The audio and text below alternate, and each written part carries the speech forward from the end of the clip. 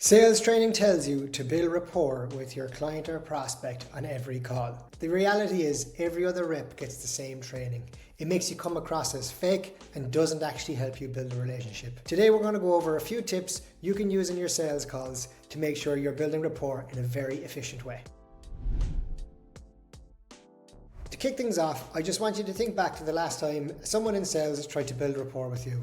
They asked you about your weekend, they saw something on your wall and they're like, oh my God, have you been there? Do you support that team? They asked you, how's your day going? And you know deep down that they're just making small talk until they get to the point. It comes across as fake, you pick up on it straight away. And all of your clients and prospects, they pick up when you're doing it all the time. I remember being at a conference years ago and I walked around the sales area where all the exhibitors were, and every single person I went up and spoke to, they all opened the conversation with the exact same thing. Hey, how are you? So if you sound like every other sales rep, then you're going to get treated like every other sales rep, especially when it comes to building rapport. So today we're going to jump into what actually helps you build trust with the client or prospect when you open up a sales call. When I started out my sales career, I was absolutely obsessed with rapport building. Some of the usual techniques, mirroring, just repeating what they're saying and make sure they feel heard, going in, asking them about how their weekend was. And I thought I was good at it. I was like, if this person likes me, then they're going to buy. That couldn't be any further from the truth. And what I learned over time is that some people, they will by and large be quite pleasant and polite and just say, oh yeah, thanks very much for asking. This is what I did on my weekend. Or they'll turn around and say, oh yeah, I'm a Manchester United fan. Let's talk about that for a minute. But over time, I actually came across a number of much more tenured people, especially when I worked in the field with managers who would say, don't do that. Get to the point, let them know why you're here and why we're talking today. So what we're going to talk about is how can you be very helpful, straightforward and to the point, and that's one of the most effective ways for you to build rapport. So we're not going to be asking about weekends, we're not going to be talking about the weather, we're not going to talk about the sports team or the holiday they just went on. Those might come up later on in the sales cycle as you actually begin to know this person and maybe you build some sort of a relationship.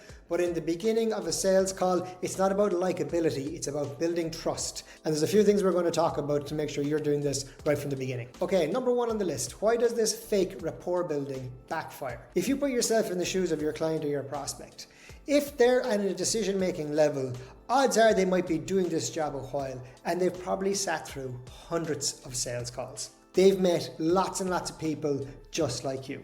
Now, sellers often think, yeah, we've got a great product and I'm really good at what I do.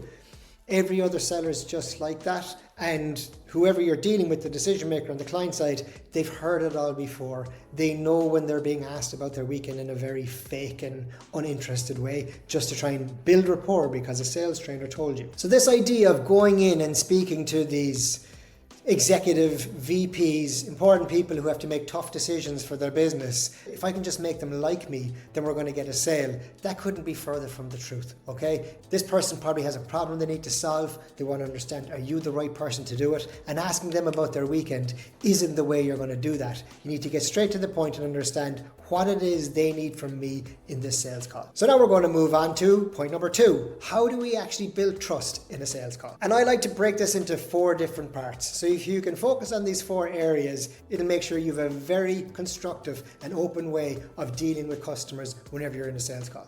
Number 1 on the list, competence signals.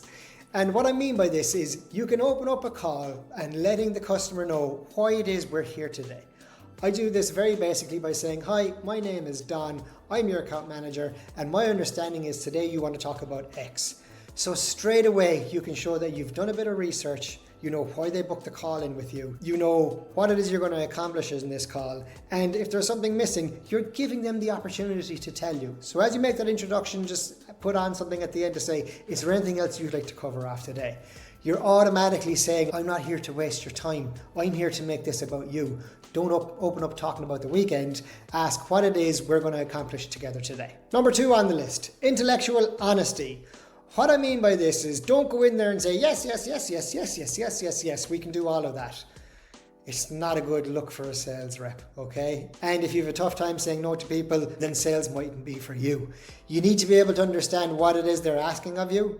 Maybe share some insight and say, do you know what? I'm not sure this is a good fit, or you might be considering that, but maybe look at this instead. So having that honesty up front to jump in and say, I'm not sure this is the right fit, is a great way for you to start building trust on that sales call. Number 3 on the list, how you handle pushback. Now, just remember, when you're going into a sales call and you're dealing with the buyer, a lot of what we say is up for debate. You got to make sure that everything that your buyer says is true. This is just a thing so you don't get into arguments with customers. But they're going to give you pushback at some point. It could be price, it could be timing, some sort of an objection to say this isn't for us. Okay, a lot of reps might go in and just fold straight away. Cool, yeah, I'll give you 20% off. Or what if we just do this and we get it done? Make sure that you're able to understand where is this pushback coming from. Get more curious. If they say it's a pricing thing, understand why is pricing an issue. Can they sign off on a certain amount? If there's a feature or a piece of the service that doesn't work for them, understand, well, what are we missing here? Did I not navigate you in the right direction? Get curious when they give you pushback as opposed to just folding straight away and giving them everything that they want. And then last but not least, and this really comes down to the soft skills, but number 4 on the list is being present. Asking a question and listening. Okay? Making sure that they feel heard. If they say one thing and then you go down another path and they want to just try and bring you back on track, or somebody else has to, that's because you didn't listen. So make sure you're very present in the moment, making sure that the customer feels heard so that they know that you're the right person to take care of whatever problem it is they're trying to solve for. So the real mindset shift that we're talking about in this video is if you're trying to go in and build rapport and build trust with the client or prospect in the very beginning, this whole they need to like me first, try not to go there. I know it's something that a lot of reps do. You'll ask very insignificant questions about the sales call. How's your weekend? How's your family? Love the pictures on your wall. When's your next holiday? How's the weather? Like, leave all those questions at the door.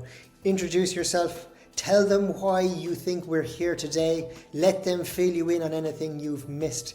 Be present when you're speaking with them. Give them a bit of pushback if they're giving you a lot of objections. And of course, be honest. Don't be a yes, we can do it all person.